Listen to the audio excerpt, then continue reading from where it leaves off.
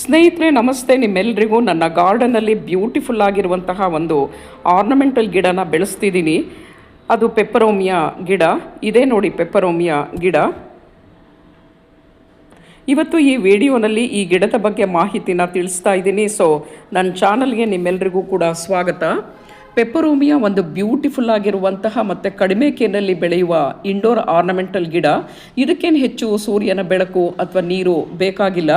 ಕಡಿಮೆ ನಿರ್ವಹಣೆಯಲ್ಲಿ ಬೆಳೆಯುವಂತಹ ಗಿಡ. ಇದು ಚೆನ್ನಾಗಿ ಬೆಳೆಯುತ್ತೆ. ಇದನ್ನು ಎಲ್ಲಿ ಬೇಕಾದರೂ ಬೆಳೆಸಬಹುದು. ಅಂದರೆ ಮನೆಯ ಒಳಗಡೆ, ಹೊರಗಡೆ ಅಥವಾ ಆಫೀಸ್ಗಳಲ್ಲಿ ಸುಲಭವಾಗಿ ಬೆಳೆಸಬಹುದು. ಇಂಡೋರ್ನಲ್ಲಿ ನೀವು ಬೆಳೆಸೋದಾದರೆ ಕಿಟಕಿ ಹತ್ತಿರ ಪರೋಕ್ಷ ಬೆಳಕು ಬರುವಂತಹ ಸ್ಥಳದಲ್ಲಿ ಇಟ್ಟರೆ ಗಿಡ ಆರೋಗ್ಯಕರವಾಗಿ ಬೆಳೆಯುತ್ತೆ. ಇದನ್ನು ಟೇಬಲ್ ಟಾಪ್ ಆಗಿಯೂ ಕೂಡ ಇಡಬಹುದು. ಮನೆ ಅಲಂಕಾರಿಕವಾಗಿ ಕಾಣುತ್ತೆ. ಯಾಕೆಂದರೆ ಇದರ ದಪ್ಪ ಮತ್ತು ಆಕರ್ಷಕ ಎಲೆಗಳು ಇಂಡೋರ್ನಲ್ಲಿ ಹಸಿರು ಸೊಬಗನ್ನು ನೀಡುತ್ತೆ. ಪೆಪ್ಪರೋಮಿಯಾದಲ್ಲಿ ತುಂಬ ವೆರೈಟೀಸ್ ಬರುತ್ತೆ. ನೋಡಿ, ಇದರ ಎಲೆಗಳು ದಪ್ಪ ಇದೆ. ಈ ಗಿಡದ ಎಲೆಗಳು ಡಾರ್ಕ್ ಗ್ರೀನ್ ಕಲರಲ್ಲಿದೆ. ಇದು ವೆರಿಗೇಟೆಡ್ ಪೆಪ್ಪರೋಮಿಯಾ ಗಿಡ. ಅಂದರೆ ಇದರ ಎಲೆಗಳ ಮಧ್ಯದಲ್ಲಿ ಗ್ರೀನ್ ಕಲರ್ ಇದ್ದರೆ ಅದರ ತುದಿ ನೋಡಿ ಇದು ಯೆಲ್ಲೋ ಕಲರ್ ಇದೆ. ಚೆನ್ನಾಗಿದೆ ಈ ಎಲೆಗಳನ್ನು ನೋಡೋದಕ್ಕೆ. ಹೀಗೆ ಡಿಫ್ರೆಂಟ್ ಕಲರ್ಗಳಲ್ಲಿ ಎಲೆಗಳು ಇರೋದ್ರಿಂದ ಮನೆಗೆ ಆಕರ್ಷಕ ಲುಕ್ಕನ್ನು ಕೊಡುತ್ತೆ ಈ ಗಿಡಗಳು. ಈ ಗಿಡನ ಮನೆಯ ಹೊರಗಡೆ ಬೆಳೆಸೋದಾದರೆ ಗಿಡವನ್ನು ನೇರ ಬಿಸಿಲಿನಲ್ಲಿ ಇಡಬಾರ್ದು. ಇದು ನೆರಳಿನಲ್ಲಿ ಬೆಳೆಯುವಂತಹ ಗಿಡ ಆಗಿರೋದ್ರಿಂದ ಸ್ವಲ್ಪ ಕಾಳಜಿಯನ್ನು ವಹಿಸ್ಕೊಳ್ಬೇಕು ಹೊರಗಡೆ ಬೆಳೆಸೋದಾದರೆ. ಅಂದರೆ ಈ ಗಿಡಕ್ಕೆ ಬ್ರೈಟ್ ಲೈಟ್ ಉತ್ತಮ. ಬೆಳಗಿನ ಸೌಮ್ಯ ಸೂರ್ಯನ ಬೆಳಕು 1 ಅಥವಾ 2 ಗಂಟೆ ಸಿಕ್ಕರೆ ಸಾಕು.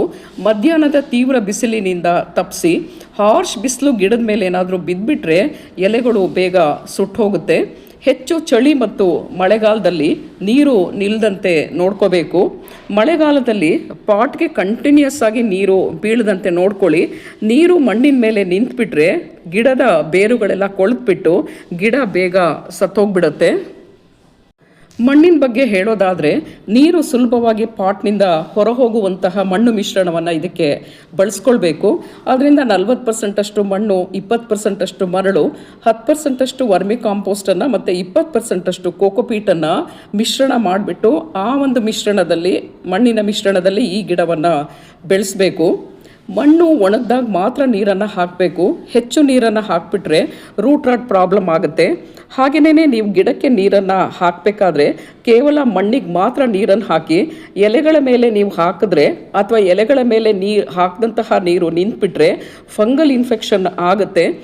ಆದ್ದರಿಂದ ಮಣ್ಣಿಗೆ ಮಾತ್ರ ನೀರನ್ನು ಹಾಕಿ, ಎಲೆಗಳ ಮೇಲೆ ನೀರನ್ನು ಹಾಕಬೇಡಿ.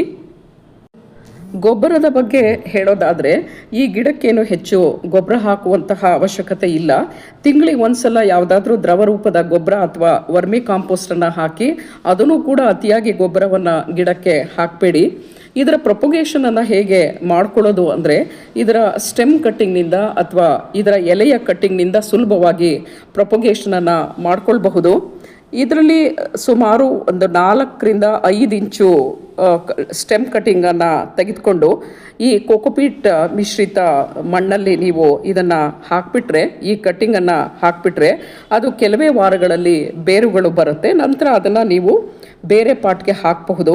ಇದಕ್ಕೇನು ದೊಡ್ಡ ಪಾಟ್ ಏನು ಬೇಕಾಗಿಲ್ಲ. ಸಣ್ಣ ಪಾಟ್ಗಳಲ್ಲೂ ಕೂಡ ಇದು ಚೆನ್ನಾಗಿ ಬೆಳೆಯುವಂತಹ ಗಿಡ.